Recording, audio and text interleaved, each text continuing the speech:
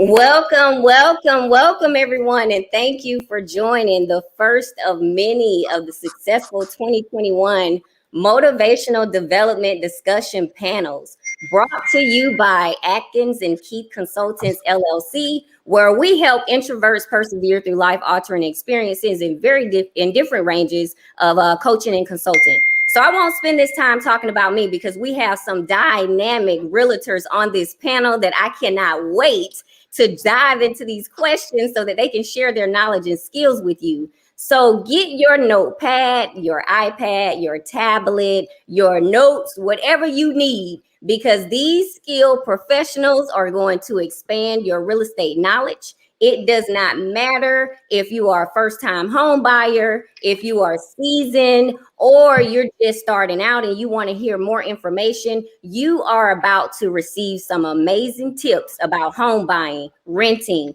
Airbnb, and even some career opportunities if you're interested in doing real estate as a career. So I will tell you this: when you expand your network, you increase your net worth. So let's get into these awesome introductions so that I can move out of the way and let these ladies get started with sharing their tips. So we're going to kick this introduction off with Miss Veronica Atkins. Veronica is a business owner and a professional socialite. Don't call it a comeback. Veronica has been in real estate for 20 plus years. She specializes in property management and investments. Veronica is a $1 million producer. She has been a part of the $1 Million Club numerous of times. She has a multitude of experience ranging from first-time home buyer, flipping homes, a project manager for flipping teams. She has helped thousands of families purchase homes in Atlanta, Georgia. She's expanding her knowledge and skills to Florida from Georgia. Veronica is the owner of AIM Realty Group and Next Generation Management, a family-oriented business, building her legacy from generation to generation. That is Miss Veronica Atkins. Now we're going to turn it over and I'm going to introduce to you our next panelist, Miss Andreen Alexander, the Airbnb expert, super trooper, broadcasting live all the way from Germany, y'all, all the way from Germany. Can you give it up for her? That's a 7-hour time difference, and she's here to talk to y'all. So Andreen has been an Airbnb host for 4 years, hosting over 1,000 guests from 3 different continents. Y'all, 3 different continents spanning over 20 countries. She maintained her superhost status numerous of times, currently a co-host for the past 2 additional years.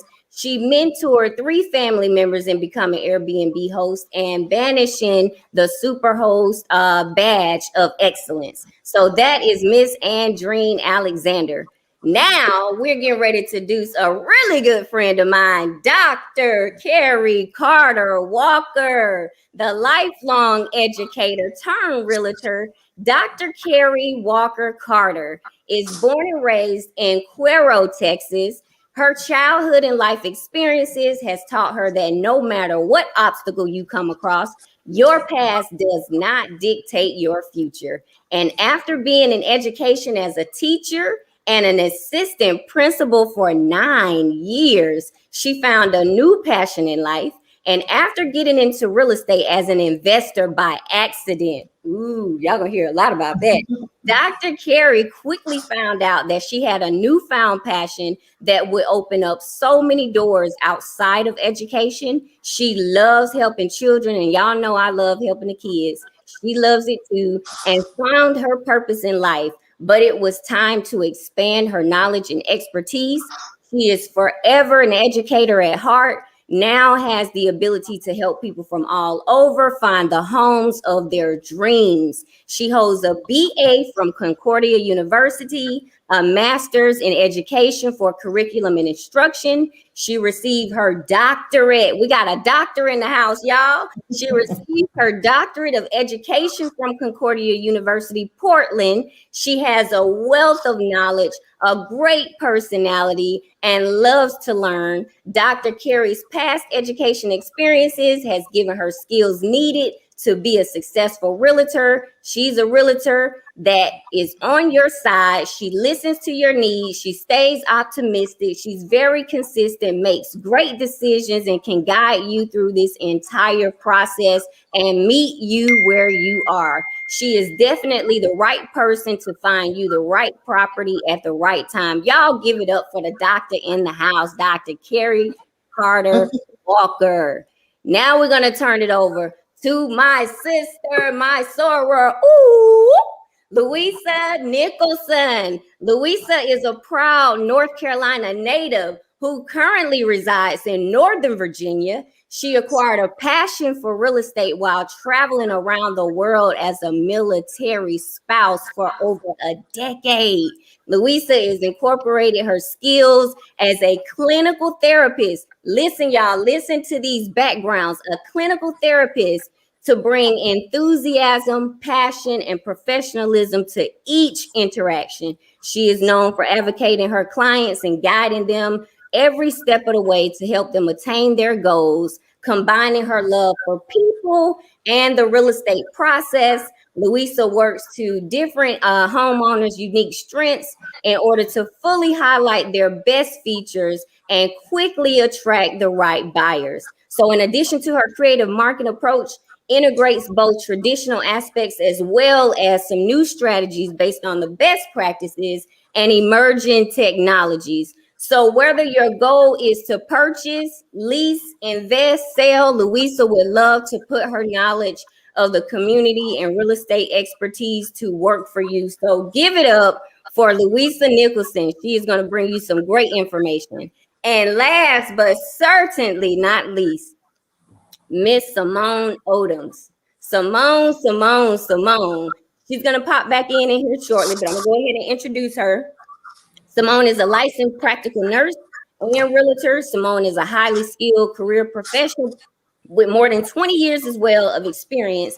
Also in the $1 Million Club in real estate transactions and matching buyers and sellers throughout South Florida region. She's a self-motivator, highly energetic, striving to maintain a great reputation of honesty and integrity. Simone is a skilled home ownership counselor, home financing, real estate negotiations, short sales, and foreclosures. Guys, I just want to thank you all for taking the time out of your busy schedules to be here today to talk to this amazing audience and group about your knowledge and skills. So without further ado, we're going to go ahead and jump into the questions because we're here to do just that. So we're going to kick it off with our Airbnb question first. So Andreen, this question is for you. When we talk about earning extra income through Airbnb, what are some things one should consider when deciding if they should become an Airbnb host? And I think she dropped out, so that's okay. That is okay. While we're waiting for Andreen to come back in, we're going to go ahead and go to our next question. So our next question is about home buyers, first time or experience. It doesn't matter if you are or not. And Louisa, this question is for you. So what suggestions can you provide to the audience regarding loan programs? So as you know, there are several different loan programs out here in the market, and they range from VA loans to conventionals to FHA, USDA. So there's a variety, right? And so I always encourage my clients first, if they're interested in purchasing, to speak directly to their local mortgage lender. That way they can see which loan options work best for their specific situation, their need. So there are quite a few out there. So if there's any that I previously mentioned that those in the audience feel like they would like to reach out to their mortgage lender and apply, I certainly encourage you to speak with the realtor, connect with a mortgage lender, and kind of see if some of those loan programs help meet your need. Awesome. Thank you for that. Very important for people to understand the difference in the breakdown of the loan process. So it looks like we have Andreen back. Andreen, are you there? Yes, I am here. Can you hear me? Okay, we're going to circle back to you for the Airbnb question. This question is for you. So, Okay. when we talk about earning extra income through Airbnb, what are some things one should consider when deciding if they should become an Airbnb host? So first and foremost, the first thing that a potential host should consider is knowing the local laws that's in your area. They vary based off the country, based off the city, based off the state that you are in. Sometimes it's necessary to have a particular permit.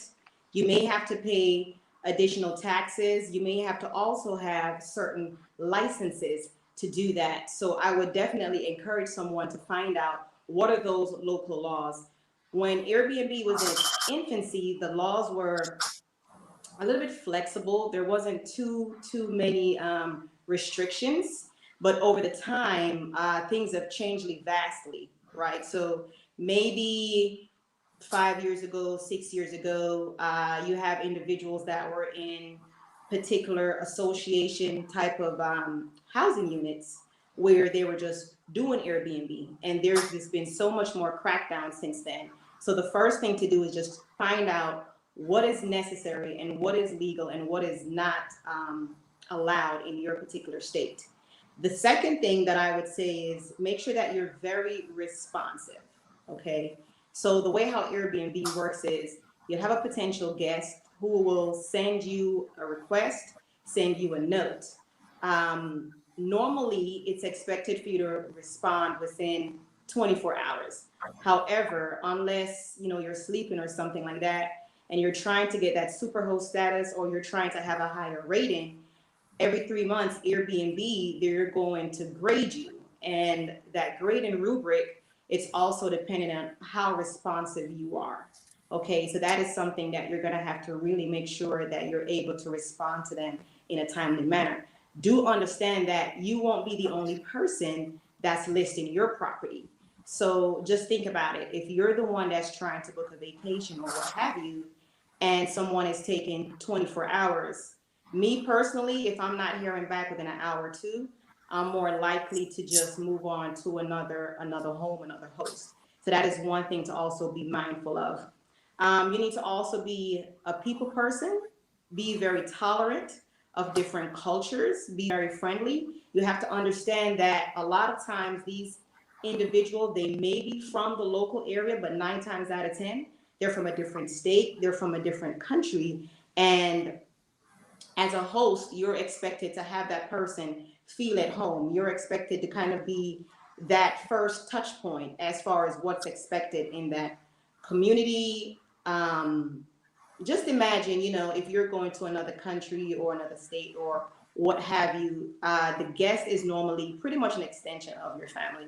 So you really have to be that people person. You really want to have to it's not just they check in, you give them the keys, that's it, right? But if they're going to be staying within your dwelling, there's that expectation that you'll be a little bit more friendly and you will just kind of let them know some places, maybe some touch points or areas to go visit in your city. Um, the next thing that you also want to do when considering to be a host is in the event, a lot of hosts normally have second jobs, right? You have to figure out who is going to be the one to let the guest in your home. Some individuals may be able to have certain devices on their doors where they can access, where the guest can access the house remotely by you doing that remotely. However, if you're living somewhere where there is a gated community, you have to think about how are they going to have access, right? If you're at work, who's going to be able to buzz that person in? Also, if it's a gated community where it's manned by a guard or what have you, you also have to make sure that that person understands, okay, I'm going to be having certain guests that's going to be coming in, and that is why it's very important that you understand your local laws, you understand what's the rules with the association, because trust me, people will start to realize, this particular home is getting a lot of people that's visiting all the time, right? And if you haven't cleared that with the board, you could find yourself with issues, fines, and things like that. So it's very important to figure out who is going to be the one to constantly be able to give that guest access to the home. And in the event an emergency comes up, maybe you have to work late or something like that, who is going to be the person that you can rely on? Because think about it. If you have booked your trip, 6 months ago, 1 year ago, and last minute the host cancels on you because they haven't figured out who is going to be my backup person, that's not fair to the guests. And what Airbnb does, if you cancel on someone last minute, Airbnb will give you an automatic review, and it's going to say the host canceled on the guest within 1 day, 24 hours. We do understand emergencies come up, but you always have to put yourself in the shoes of the guest as well. Another thing to keep in mind is make sure that you have buy-in from your family members. So if you're not single, maybe you have a spouse, kids, what have you, that entire rating, that entire experiences is going to be from how the family in general has that guest feel when they're in your dwelling. So that is one thing where you need to talk with your family, see if they're comfortable. If they're not comfortable, maybe it's something that you should not consider, because trust me, as a guest, they'll definitely feel if the family in general is not happy when they're in the home.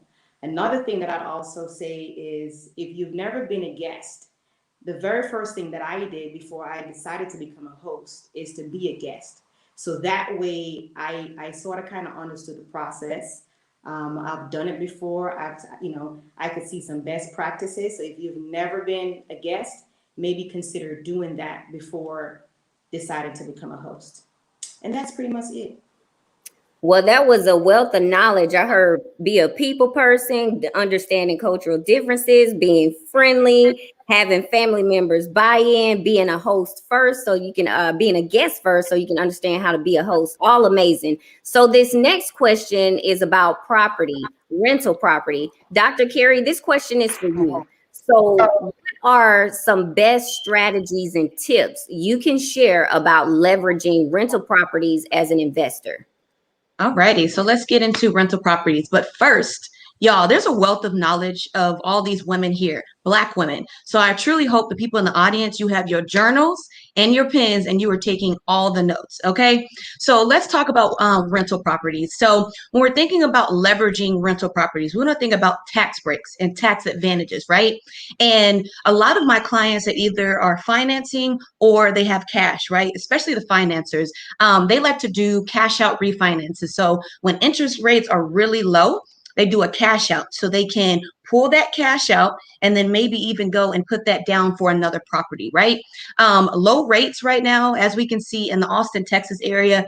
Whew, people are coming from California, from all over to move to Austin, Texas. So we are seeing a lot of investors come in. A lot of our new construction are going away from even having opportunities for investors, because we need to make sure that a lot of residents that are going to be working at the Tesla factory in Austin, Texas, have like places to live, because right now we are on a low inventory. Like there's nowhere for people to truly live. So tax advantages, for sure. Pull out cash for sure is another way. And then a home line of credit. A home equity line of credit is another way that people that have rental properties can take advantage and leverage their properties to increase, basically just kind of play monopoly within the real estate market. So. Awesome, awesome. So this next question is for everyone that's on except for Andreen, all the realtors, because I do want to touch a little bit on the real estate as a profession while we're going through these questions, just in case someone is interested in that. So this question, I'll start with Veronica first. So having a plan is critical to any career field. However, real estate planning is very large scale when considering the real estate industry. How can a new real estate agent set themselves apart in the first year to be successful?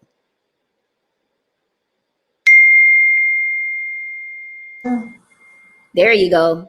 Okay.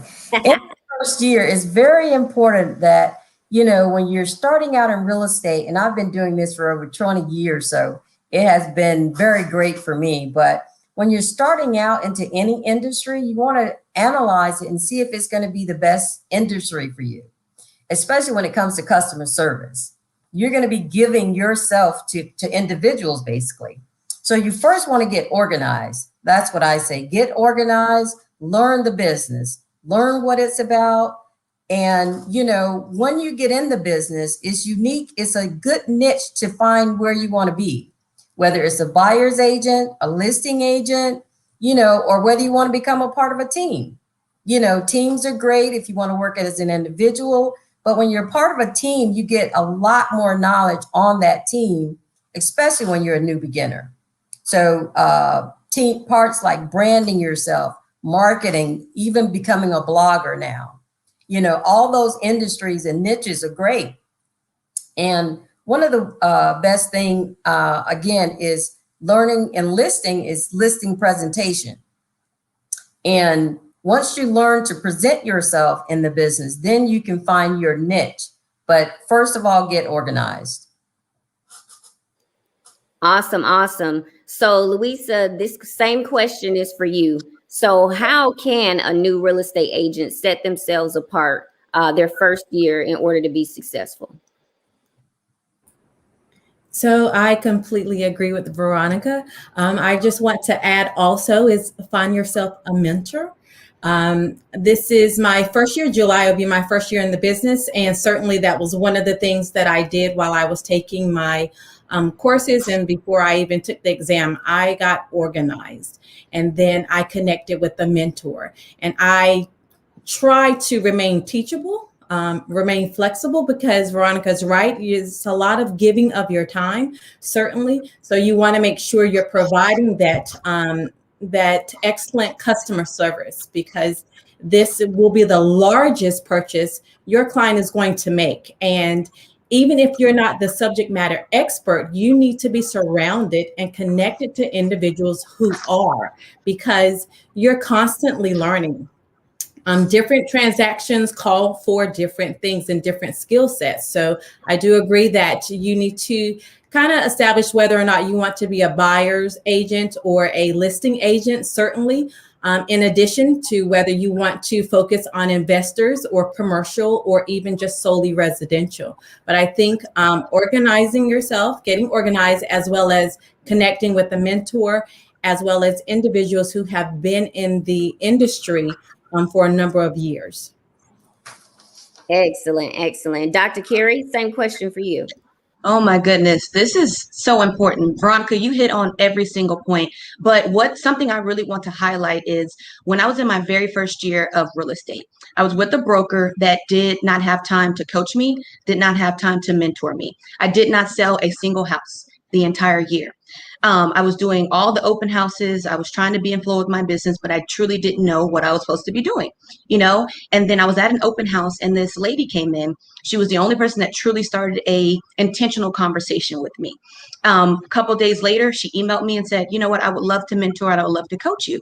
And I was like, what? So she started coaching me, mentoring me, got me on a solid plan. If y'all have heard of ninja coaching, that is a powerful system to truly understand what you need to do, how to identify yourself in the market, and then how to stay in flow with your business. And then now I can truly say from meeting her and coaching, I think in, what was that, June to about November, I had about 7 closings just in that short amount of time from her telling me to be intentional in different areas and identifying myself in the marketplace as a buyer's agent was something that truly helped me in my real estate career, as well as marketing myself on all the social media platforms.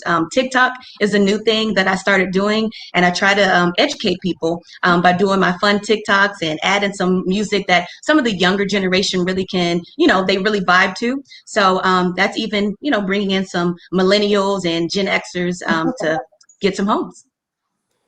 Awesome, awesome. So we're gonna stay in the home buyer first time or experience category really quick, just because I want to spread the wealth of this information around as well. So this next question goes back to you again, Dr. Carey. So what is happening right now in our local real estate market? In any real estate market, there are always people who need to buy or sell real estate. A lot of times the true question really comes down to, are those buyers and sellers willing to adapt to the market? So where do consumers need to adapt now based on what's going on in our current market?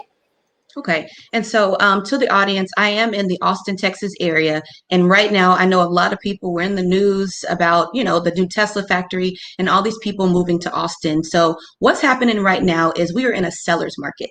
So we are seeing homes have 20, 30, or even more offers put on it, and 20 to 25% over asking price. In particular, there's a house that one of my teammates listed for 575, right? It got an offer at 806. 806.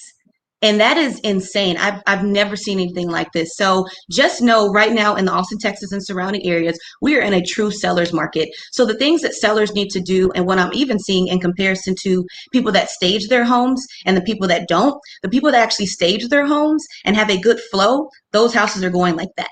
The ones that don't kind of stay on the market for a little bit longer, but they are still selling.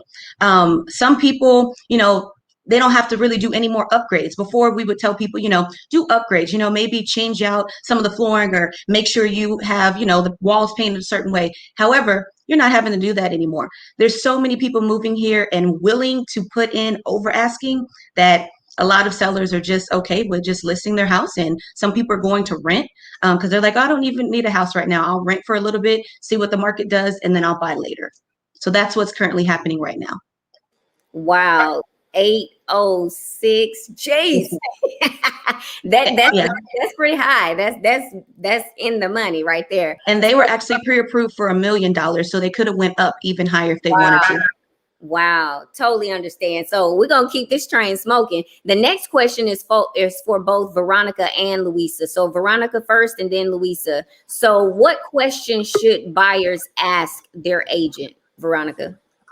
Oh, that is a very, very good question. And being new, again, you have to ask the question of the agent as an interview, because you're interviewing that agent and you want them and their experience. So some of the question, I'm just going to give you a list because there can be several as you go through the process, of course. But, how much can I afford to buy? How much money will I need to put down? Who do you have as a lender? Are you a negotiator? What are your fees? What's some of the hidden fees? What are property taxes? And most of all is like that thing of closing costs. That's always a tricky one. What are closing costs? What does that include? Who pays them? A lot of these questions you have to ask up front, so you're very well prepared before you even choose the home is, the main thing. And those closing costs, and I'll sum it up because there can be several, is, the closing costs, loan origination fees, lender fees, lawyer, attorney, all those are combined in that closing cost. And that can be summed up whether the buyer pays it or the seller. And that's a part of the negotiating skills for that experienced agent. So you're going to have to ask that agent all these questions so that they can get you the best deal.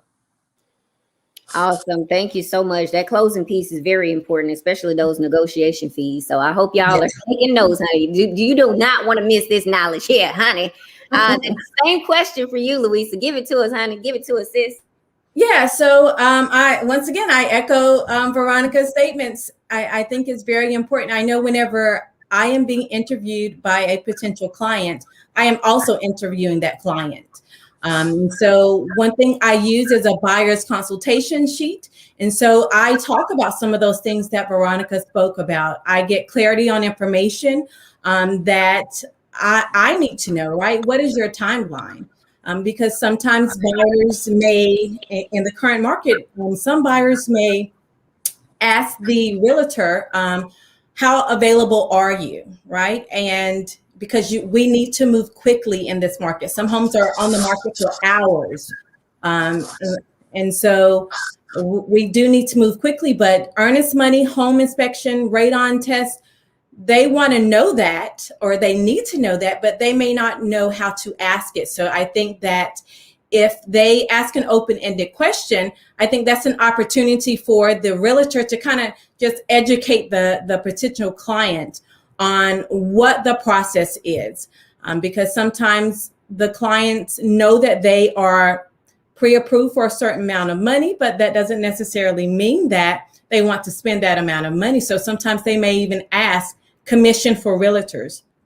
And that's a chance for us to educate them on who pays the commission. Some clients may ask, especially if you're listing, they may ask perhaps the marketing plan, or even your negotiation skills if they're buying. So being able to answer those questions to the client's satisfaction, being extremely honest and upfront in the current market, I think a lot of the clients will walk away not only with the wealth of knowledge, but whether or not if they want to work with you or kind of move on to another realtor. Awesome. Same question as well so we did Veronica and Louisa for that one. And I see we have Simone back in. So Simone, you there? Uh-oh. So we're going to keep it going. We're going to keep it going. That's okay. She'll pop back in here in a second. So how fast are homes selling in your target area, or where the price ranges are? So Louisa, again, that question for you. How fast are homes selling in your target area? And what are some of the price ranges just in the area that you're in? I know we heard about Texas and Dr. Carey's area, but what about in your area? Yeah, so I'm in Northern Virginia area, and homes are staying on the market anywhere between hours to 20 days. And so 20 days right now in this current market is a long time, but certainly the price, the average price, and I'm pulling this information, or I pull this information from the Northern Virginia Realtors Association of Realtors. And so based off of March's average sale price, the average home sold for $696,000. And so, homes are moving pretty quickly. And like I said, you could put it in a coming soon status and, for sale status the next day, and you have 10 or 12 offers. So homes are moving pretty quickly in the Northern Virginia area. Okay. Simone, I really want to get you in here for an answer. You hanging tight? You hanging tight? I got a question for you. Can you hear me? I am. Okay, so this question is for you. Come on with it. So we're going to go on. The next one is going to be for Dr. Carey and Veronica. So Dr. Carey, I'll start with you. What can sellers do to compete more favorably? I would definitely say, even in this market, when we are seeing homes, selling within hours, definitely staging your home is a tip that I can definitely tell my sellers, is just making sure there's a good flow, maybe even have like a nice lavender smell within your house. Always just making sure that whenever I'm meeting with a client that does want to list, we do that staging consultation, which I paid for, and then they give them the tips. Whether they take the tips or not, just know that staging always pretty much helps sell your house the most. So that's my one tip I can definitely tell the sellers. Awesome. Veronica, same question for you. What can sellers do to compete more favorably? I think just because the market is selling, you could do it, for sale by owner, but you want to get an experienced agent in there so that you get the most money for that home. If you did it for sale by owner, then you're not getting the maximum opportunity of marketing. So to be more favorable, you need an experienced agent so that they can get the most maximum price for it. And again, to piggyback off Dr. Carey, is that curb appeal, setting yourself a budget. Because if that home, or if your home is older and you want to maximize, you may have to put a budget out there so that you can maximize. You may have to set a budget of $3,000 all the way up to $10,000, but just on that alone, your return could be so much higher. Much higher. And I do also just kind of want to say one more thing. Even in the current market where we are seeing homes sell, some listing agents are looking at what the homes are selling for, and they're putting that as the list price. But we still need to make sure that we're running our data, we're looking at our numbers, and we truly are setting a list price that is reasonable, that you will get the multiple offers, and that will drive the price up a little bit more. But setting it at that maximum is hurting some agents right now, and they're not getting the offers that they truly were looking for. Absolutely. So what I'm going to do is I'm going to get this next question to Louisa, and then I'm going to go back to some extra earning income for Airbnb to Andreen. So Louisa, for you, the next question is, what are some helpful negotiation skills and strategies that you can offer the audience?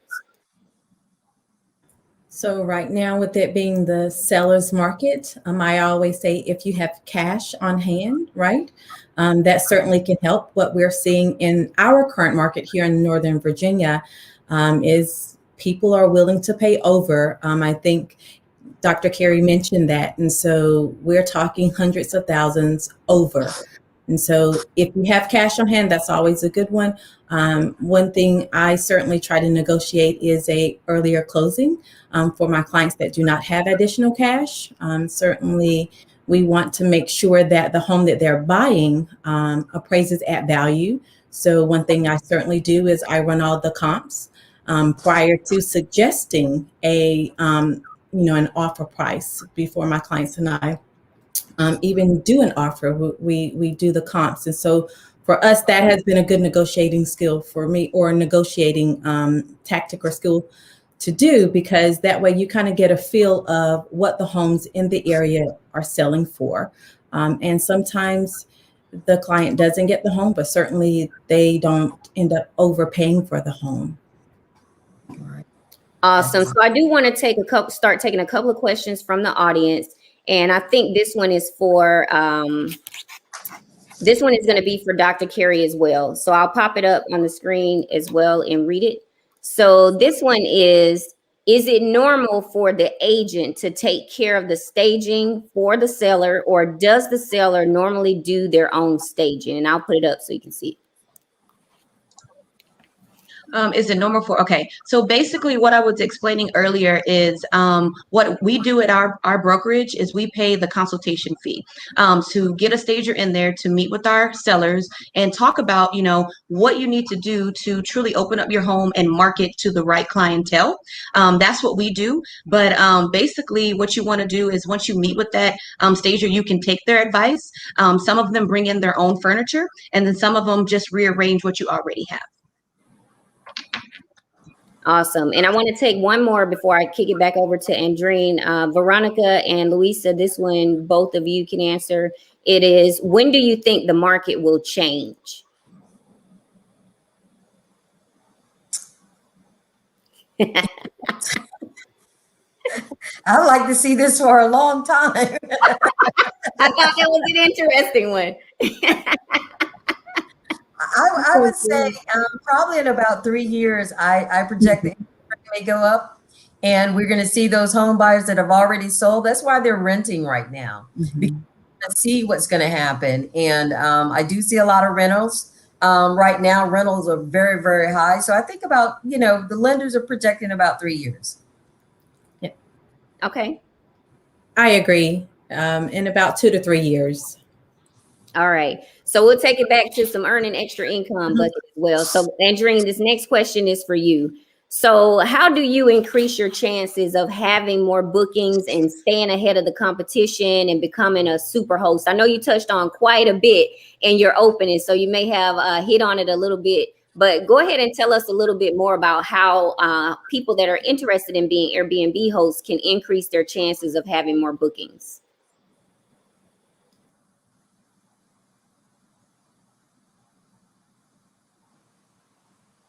All right. So like I stated earlier, first and foremost is to be responsive. So if you're not responding to increase, then there's no money to make, right? So that's the first thing. The second thing that's really important is to make sure that your house is clean. Okay. So that's going to be a key factor in ensuring that you have those higher ratings. And therefore, you'll have more bookings because you'll have higher ratings, and that increases your chances significantly of being a super host. Now, the icing on the cake is you need to make sure that you're doing those thoughtful touches. And I'll just kind of share some experiences of what I've done to kind of maintain that badge of honor. So in South Florida, when I did Airbnb in South Florida, it rains a lot there. Okay. So I always made sure that my room had an umbrella. Okay. Because you have people that's coming from all over the globe. They don't know it's rainy season. It's not rainy season. So that's one thing I always made sure that I had for them. Secondly, there's a lot of phone companies now or cell providers that have a family plan. So if you get that fourth line, it's pretty much free, right? So what I did was I bought, a phone for about $50, what have you, and that was the extra phone. So when I had my international guests, they didn't have to worry about paying so much money to have another phone while they're in the country. I just gave them that phone and just said, hey, don't try to make any calls back to Brazil or wherever. Just make it local as long as it's in the continental United States. So that was something that they all greatly appreciated. Again, being in South Florida, a lot of individuals, they're coming there to go to the beach. So I had a lot of beach chairs, right, and coolers and things like that. So here's your beach chair, here's your cooler, here's your beach umbrella, here's your beach towel, and things like that. It really just doesn't cost that much money. So those are those small touches that I did. At the time, I would also give them a mobile GPS, right? So if they're renting a car locally, and again, a lot of my clients were international at the time, they're not able to navigate on their cell phones because they probably didn't have the data, okay? So I also would give them a GPS that they can put in their car. Those things are like 30, $40 nowadays. It's so cheap. If it's a particular holiday, let's say it's the Christmas season or what have you, I would go to Ross or Marshall's and get those little gifts, put it on their bed, so they'll come into the room and they're like, oh, so they feel like they're a part of the family. And I would do things like that. Also, in the kitchen, a lot of times people don't necessarily want to go through all your cupboards and all of that. So I had a special area where they had their own set of plates, pots, utensils, wine glasses, and things like that. So they never had to go through rummaging through the kitchen trying to find things. I never provided breakfast because I always felt like you never know what type of milk someone wants, or the type of bread, or the type of cheese, or what have you. So that is something that I just never did.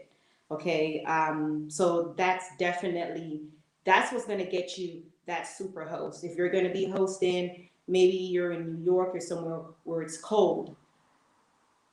I'm not really sure what you can give them in that area, but you should know the climate. You should know those things where, if I'm a traveler, I'm not from this area, maybe I'll need this. In the bathroom, I made sure that they had, shampoo, conditioner, Q-tip, shaving cream. It was like a mini store, right? So if you forgot it, it was there. I left nothing to the imagination. If you could think of it, it was there in that room, and it actually paid back dividends, right? Because folks would leave great reviews, and Airbnb every 90 days they reassess you, right? So maybe the first year, maybe the first 3 months you didn't get it right, but you get the opportunity for the next 3 months to try and get that superhost status. A lot of times I would have businessmen or individuals that's probably going for a job interview or things like that. I made sure there was an ironing board, things like that. Make sure you have sufficient hangers for your guests. So those are some things that's going to get you that super host status. Make sure there's a TV. We all have Fire Stick. Those are probably like 30, $40. Buy a TV, place a Fire Stick there, make sure there's internet, things like that. So that's what's going to get you that super host status. Make sure you have high thread count sheets. You can go to Marshall's or Ross. I'm not putting the cheap linen on the guest bed. So as long as it's comfortable, it's high thread count, again, that's going to pay dividends in the long run. And you're guaranteed to have your badge of honor, because a lot of hosts just don't put the extra time to put those small touches in, because again, it's a home away from home. Okay. Awesome. And I want to stay on that category, but I do want to hear from Dr. Carey, because I know you have some great experience with Airbnb in a commercial realm and using other type infrastructure for Airbnb investment for those that are interested. So share a little bit of your background with Airbnb and some tips that you can offer in that area for earning extra money. So this is all new for me. I just actually learned about all of this. So basically, it's the Airbnb structure where you're using corporate leases. So you can contact different apartment companies and just ask them, do you accept corporate leases? And if they do, you have to make sure that you structure it in a way where they are okay with, traveling nurses or business professionals that are coming into your area that want to stay for, 7 to 30 days or maybe even longer. But you have to be okay. They have to be okay with you marketing it on Airbnb platform and the other platforms as well. There's a whole system. You have to make sure you have your LLC, your bank account set up. You have to be a complete business in order to make sure you can do what is considered a corporate lease. And a lot of people have seen a lot of success with this. But again, this is something new. So I should have my first property by June 1st.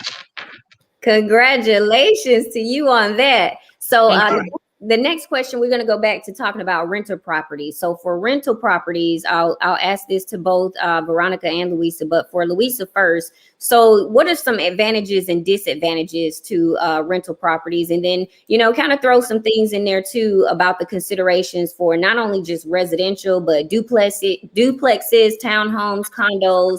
There's different scales of the type of places and spaces that people can rent. So what are some of the advantages and disadvantages to rental properties? Okay, well, as from the renter perspective, some advantages could be it gives them time to build their credit, certainly. It gives individuals time to save money, become familiar with the area. I know being a military spouse, we always rent, right? Whenever we go to an area. And certainly from my personal experience, it gives me an opportunity to become familiar with the area, whether or not I want to buy in the area. Some of the cons, obviously, would be, or rather some of the disadvantages would be limitations to altering the residence, right? Sometimes the rent may be a little bit higher than what your mortgage could possibly be. And then sometimes based off of your budget, you may be limited on what areas you can afford. So certainly those are some of the advantages and disadvantages from a renter's perspective, but from a owner's perspective, certainly some of the advantages is additional income, right? Someone's helping you pay off a mortgage, certainly. And another advantage from an owner's perspective is it gives you an opportunity to kind of build your wealth, especially when we're talking about if you own several different rental properties in a particular area or across the globe. It gives you a chance to build your brand, to build your generational wealth. And some of the disadvantages could be the taxes. In addition to, it can be costly if the renter does not maintain the unit or the space.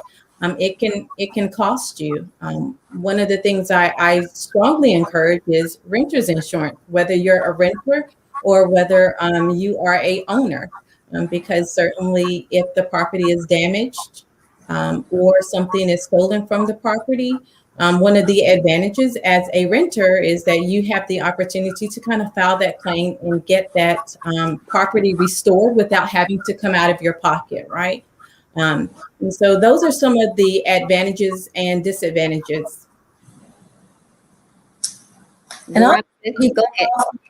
I was just going to piggyback off of Luis's answer and just say from an owner perspective, in terms of the disadvantages, is having good contractors. If you own property, you need to have good contractors. or have a good system where it's, I have the American Home Shield, so that I can make that phone call, and that, that air conditioner or that hot, the heat is not on, there you got a professional showing up in a uniform on time within the next day. It may cost you a couple $100, but that's one of the disadvantages and the advantage of home ownership and rental.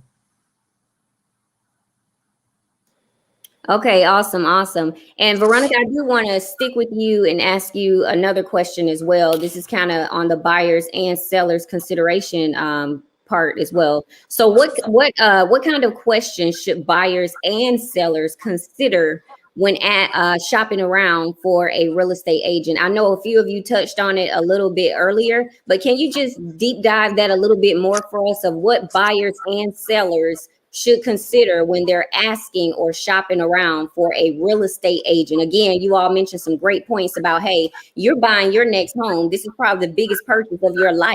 You're probably tapping into savings you've had for years, investments, whatever the case may be, to put yourself in either your forever home or your first home, because we're just so excited to be homeowners. So what are some of those things that they should be considering?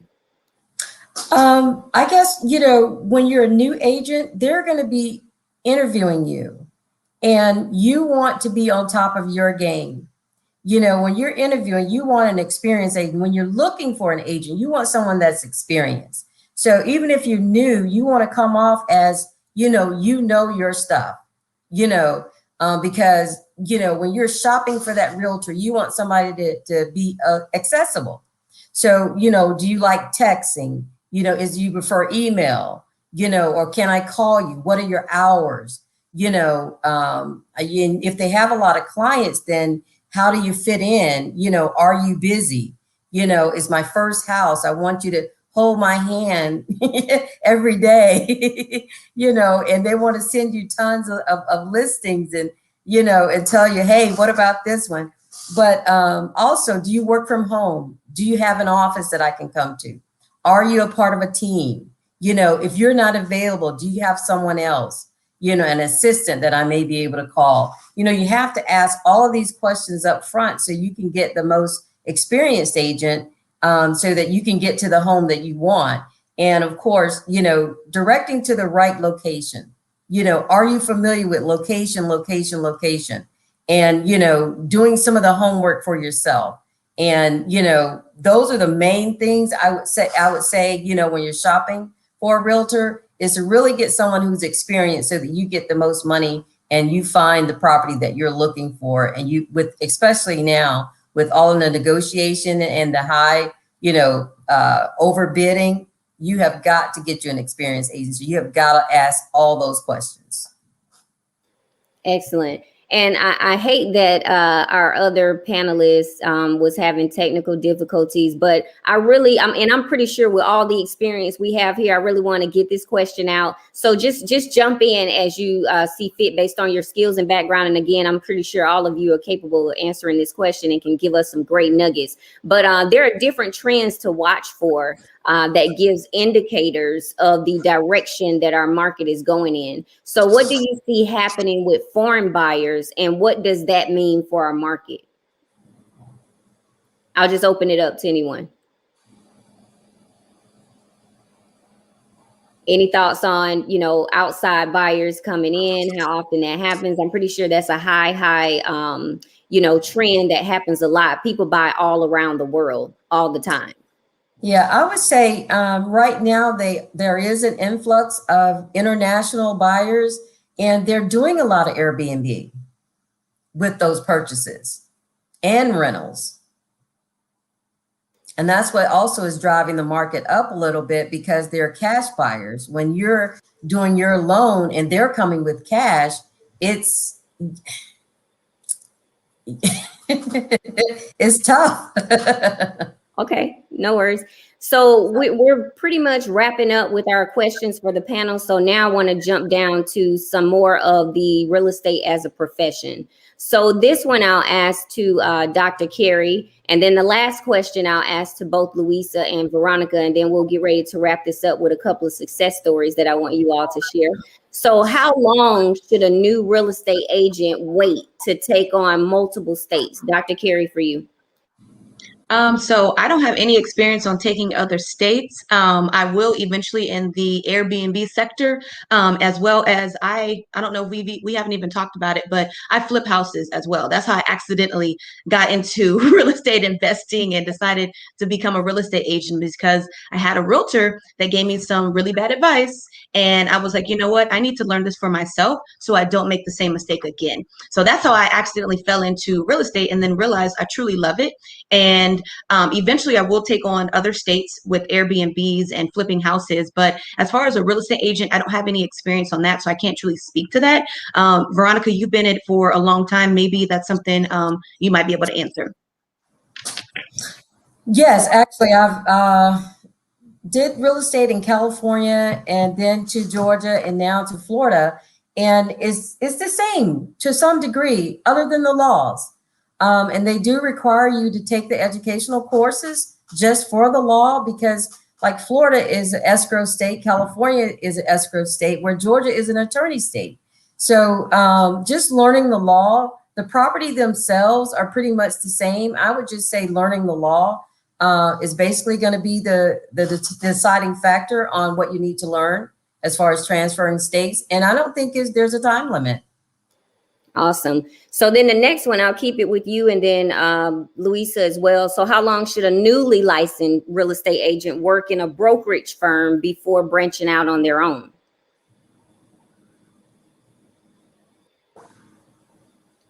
Louisa or Veronica, either one, if you want to chime in. Sure. So like I shared earlier, this is my first year in real estate, and I am in the Northern Virginia area, which is very close to DC and Maryland. I actually have a client right now who is looking in Virginia, but wants to also maybe purchase in Maryland.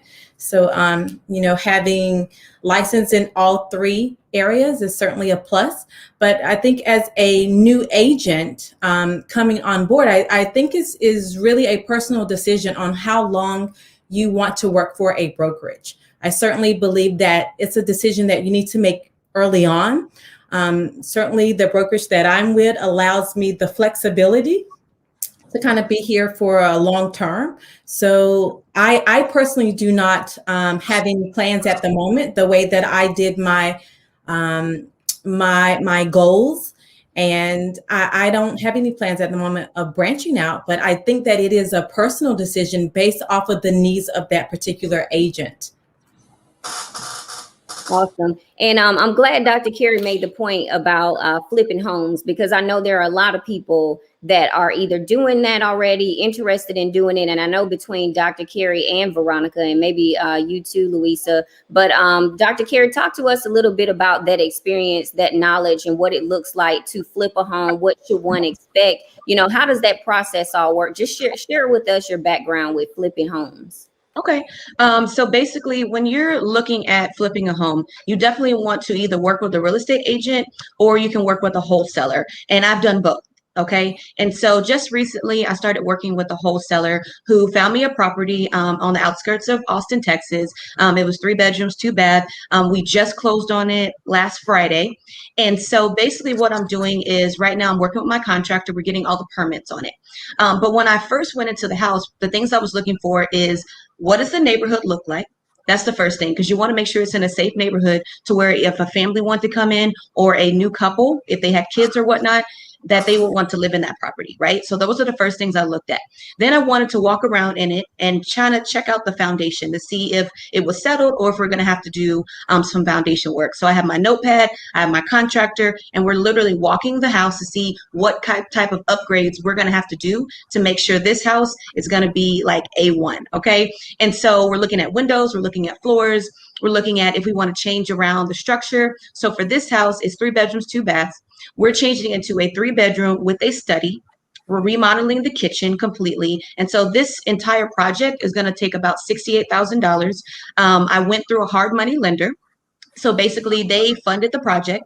I just have to put 10% down, and then I pay my interest payments. And then also some other things that you need to think about is how much do materials cost right now, appliances, And then you also want to see like utilities as well, because you have to make sure your electric, water, and gas is on in your property. So you have a lot of expenses. So what I use is I have a lot of Google Sheets and I track all my expenses just to make sure that at the end of the day, I'm going to see a profit. So even if something major happens and I have to spend an extra $5,000, will I be able to sell it and get all of my money back plus the profit that I truly want to see? And so right now we're just in the middle of that. But the other houses I flipped, we've gotten anywhere from 40 to 45,000 off of each flip. Oh, wow. That's amazing.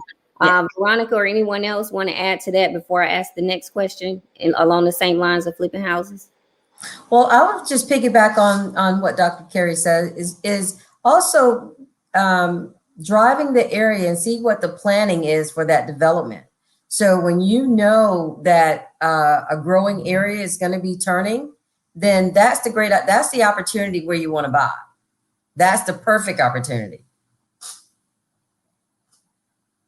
Okay. And I know sometimes, you know, the whole money piece of flipping houses sound very, very, you know, lucrative and exciting. It's even exciting for me sitting here listening to this conversation as well. But, you know, not to say, hey, show us the good, bad, and the ugly, but what are some of the things that, you know, they can expect that might get a little bit hard? Because this is not necessarily an easy industry. While you can make a lot of money in this industry, it's also not the easiest. It does take that dedication. It takes that knowledge. It takes that experience and skills, everything that you all have mentioned. But can you share some tips on, you know, maybe if I'm that nervous flipper or I've got some, you know, suspect properties that are good and I think it's a good investment based on the neighborhood, the structure, everything you just shared. Can you share something that will, you know, encourage someone like me that might be on shaky ground about flipping just because of the good, bad, and ugly that I may have heard from a bad story, seen, or experienced through someone else's land, but not firsthand? Can you share a little bit about that?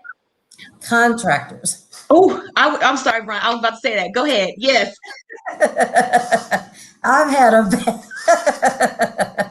getting some experience and qualified contractors. You have got to get, I mean, you can't get Uncle John to do the electrical work. That's the bad experience. But yeah, I'll just leave it there and just say you have to get qualified contractors because it can be a bad experience. Yes, yes, Veronica hit it. Yes. The very first flip my husband and I did, we had it was one of my friends. She recommended her stepfather. And oh, I can't even tell you, we were brand new, and normally a good job, it would be about 6 to 8 weeks. Okay, 8 weeks at the max. This man was in the house for 6 months, y'all. 6 months. And I had to get the real estate agent I had at the time and her broker to come over to the house to talk to this man. And eventually he ended up, you know, resigning from the job. We didn't have to pay him any more money. And then we got another contractor, finished the house in 4 weeks, put it on the market, and we sold it in 5 days. Okay. So Veronica, yes, contractors are a must. The other thing is, if you're working with a real estate agent, make sure they are experienced to help you find a investment property that will cash flow if you're doing rentals, or that will see the profit that you truly want to see from anywhere from $25,000 or up off of a flip. Okay, so that's another thing that I learned on another flip. I did not have an experienced agent, and she gave us some really bad advice. The neighborhood was not where it needed to be. There was abandoned buildings that we didn't see next to it, and it took us a long time to eventually sell that home. But then we ended up seeing all of our profits back, thank God, on that property. So yes. Awesome, awesome. So this has been a great power hour for me. I don't see any additional questions, but I'm going to bring Issa back in because I do want to thank her as well. She has been a help. Issa has been in the background helping me out to kind of monitor some things in the comments and in the chat. And so we want to make sure we have enough time to offer or answer questions from the audience in case anyone on YouTube or Facebook have any additional questions. So do we have more? I didn't see, but maybe 2 or 3, and I think we went through those already. Did you want to get to the success stories as well? I do. I'm just going to see if we had any questions we can throw in before we go to the success stories. So while she does that, I do want to take it around and we'll start with you. So we know that listeners love to have success stories. So what success story can you share, with the Success 2021 Motivational Development Group and YouTube, just from your background and experience? So give us a good success story before we wrap it up and close out. So I do have, I love sharing success stories because in this field, I came from education. I love helping kids, but this is a different type of help and a different type of work that I'm now doing. And it truly is a ministry because you really want to be able to help all your clients. So in regards to even helping my leasing clients, there was a couple that I just helped just recently. They were renting out a 1-bedroom home. They had 2 kids, right? And so they were worried about, finding a bigger place because they were worried about their credit. So I walked them through the entire process. I told them my process as well. And I told them, just have faith and believe that we're going to be able to find you a property. All right. So we looked at a couple places. This place, it was a duplex. It was brand new, 2021. Their credit was where it needed to be. They applied and they got instantly approved for the home. What they did next, when I saw the video, I started crying. They decided to go and decorate their kids' rooms. And then they showed up to the property and they started video. And they were like, the kids were like, whose house is this? And they're like, oh, it's a friend's house. And then they opened up the door. And they walked and they saw their names on the doors, and the kids were so excited. Like their rooms were already set up. I mean, these parents did everything they could, and it was just a lease. However, it was such a huge moment in those kids' lives, and them to be able to have a 3-bedroom, 2-bath, brand new construction duplex that they can call their own. So that's one success story. I have plenty others, from a lady who was homeless, single mom, to now she is a homeowner in a 3-bedroom, 2-bath, brand new construction home in Maynard, Texas. And I tell you, this work is powerful. And you really want to make sure you find a realtor that truly can meet your needs, can listen to your heart, and truly find you what you truly want. Excellent. That's a beautiful success story. I love to hear stories like that. Are there any others? I have one more question. Yes. So just like Dr. Walker said, having a very good agent is so important. So this last house, the home I'm in now, when I purchased it, originally this wasn't the house I was going to buy. I had already picked out the house I wanted. I fell in love with the other house. Came time for inspection, and it was barely passing inspection, but I kind of liked the house, and it was a house that I had planned on renting out like within the next 3 years anyway, so I wasn't completely tied to the house. But my real estate agent had grown to know me and what I wanted over our kind of 3-month process, because I did have a lot of lead time. And when I went to see the house, she was like, well, how do you like it? And I'm like, oh, it's cool. She's like, but do you love it? I'm like, no, I don't love it, but I only plan on living in it for 2 years. She was like, no. Do you love the house? And I was like, no, it's just, I gave my litany of excuses of why I was going to keep the house. And she was like, look, you're still not in a rush. Let's go look at some other homes. And we went to look at some homes that on paper I had looked at before and was like, oh, they're too small. It's not what I wanted. We went to go look at those houses again just so I could get color schemes and ideas down pat, because I was like, maybe since I have time, I'll build. Come to find out, the house we were standing in, I was looking at the color scheme. I was like, I love this layout, but I don't like this color scheme. I like blah, blah, color scheme 2 doors down. When the guy who was in charge of the home came, he was like, you like the house 2 doors down? I'm like, yeah, I really like that layout, that color scheme. He was like, well, that house is actually for sale. And I was like, no, but the sign says that it's already sold. He was like, yep, that person backed out for whatever their reason is, because it was supposed to be my house. That person backed out, and it was a Sunday. Now, my agent was taking me out on a Sunday. And so it was a Sunday, and he was like, they backed out last night, which would have been a Saturday. He's like, so we're not listing the property again until Monday. So it's no one knows that this house is on the market. If you want it, we can.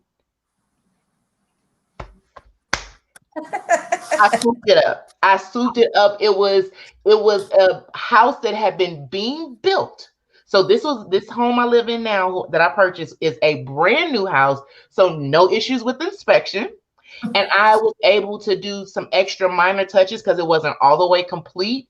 And it's a corner house. I'm not paying corner house the extra money that they charge for corner houses. I'm not paying that. And matter of fact, seeing that I was the first house that was built in this row of houses, the day I closed on the property, every other house got sold for $20,000 more.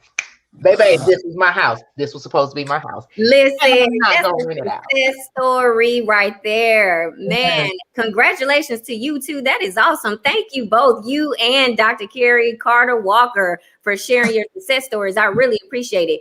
Does anyone else have a success story they want to share? I do. Go ahead. Go ahead. Well, being realtors, as we all are, when we get ready to sell our own property, we think, or I should say, I thought I was good. I'm like, oh, I got this in a bag. But my condo downtown Atlanta, I was getting ready to sell. I had did the Airbnb, everything.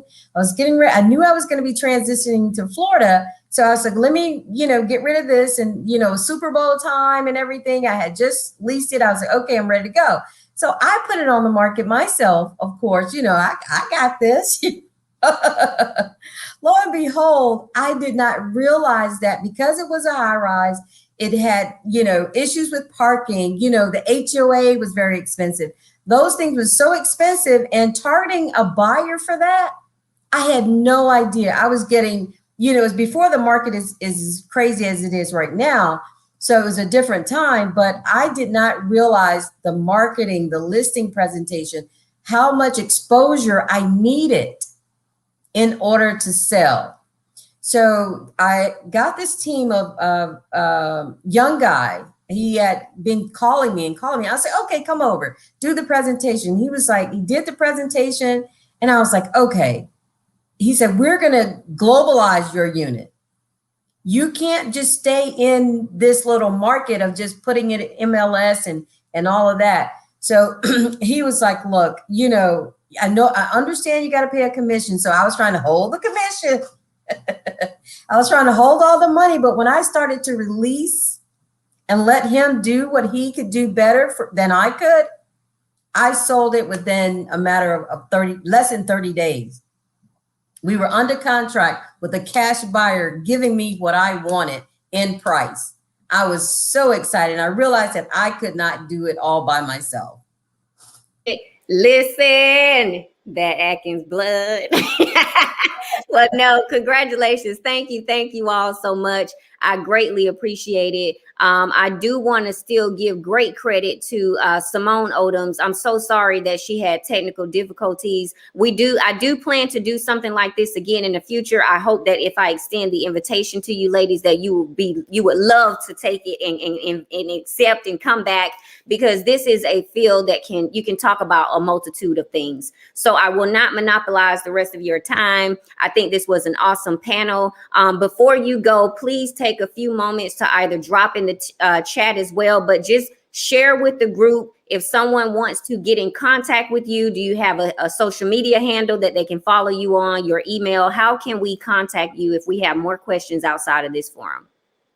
So I'll start with you, Dr. Carrie, and then Louisa can share, and then Andreen, and then Veronica. So if you can just come off mute, share where they can contact you, and then drop it in the chat, and I'll make sure I share it as well.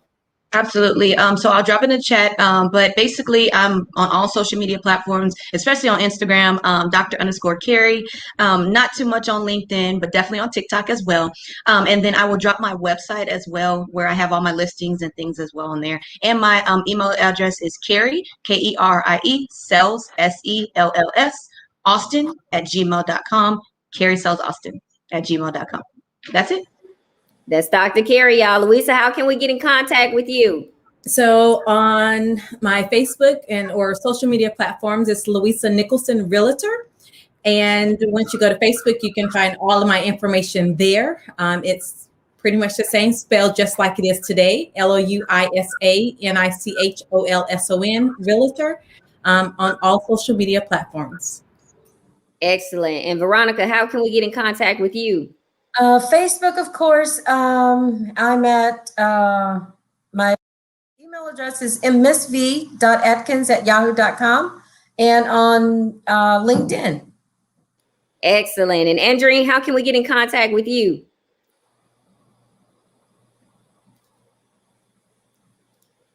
Hold on. There you go. Through my Gmail, it's Andreen, which is ANDRENE.Alexander@gmail.com. All right, this is all the time that we have. I hope that this panel has added a wealth of knowledge to your toolkit. And please do share in the chat if you enjoyed this panel, because I have thoroughly enjoyed myself. I have learned a lot. I've got pages of notes from what you all said. So I'm a student. I'm forever learning myself, lifelong learner. You ladies enjoy the rest of your evening. Thank you again. And it was a pleasure hosting you today. Thank you. Had a great conversation. Enjoy. Thank you. Bye, everyone. Bye-bye.